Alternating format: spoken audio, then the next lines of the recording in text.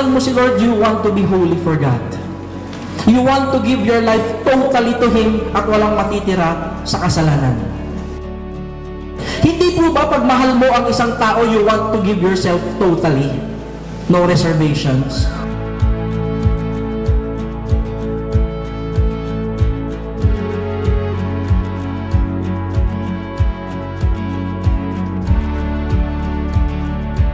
How can you say that you really love God with all your heart, mayroon kang tinitira?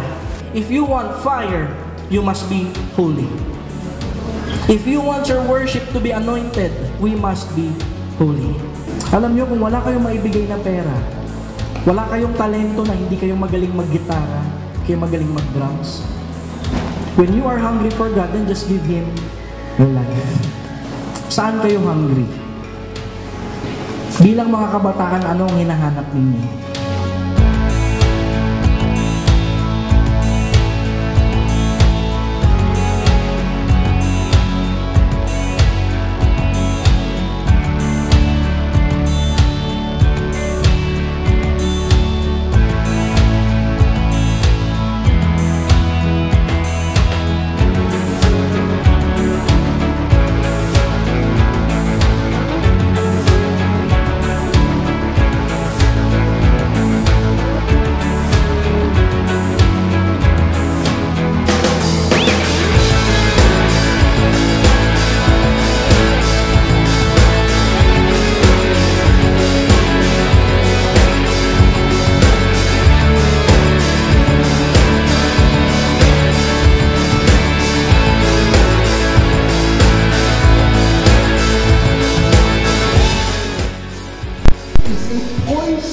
That you want your enemy to drink, but it is actually killing you.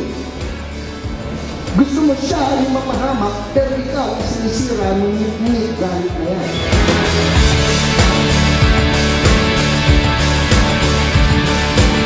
Kung tayo bilang isang church, kung tayo bilang mga mananampalataya, makikita lang ng lahat ng tao, punong-puno tayo ng love, palagay ko yung mga tao sa paligid natin maa-attract kay Jesus. Hoy, gusto ko sa church ninyo. Ang galing ninyo mga love. Hoy, gusto ko sa inyo. Gusto ko sa grupo ninyo. Bakit kasi lahat ng tao tanggap ninyo? Be available. Be available. Make yourself available to love others. Lahat ng tao matutunan natin mahalin. Amen?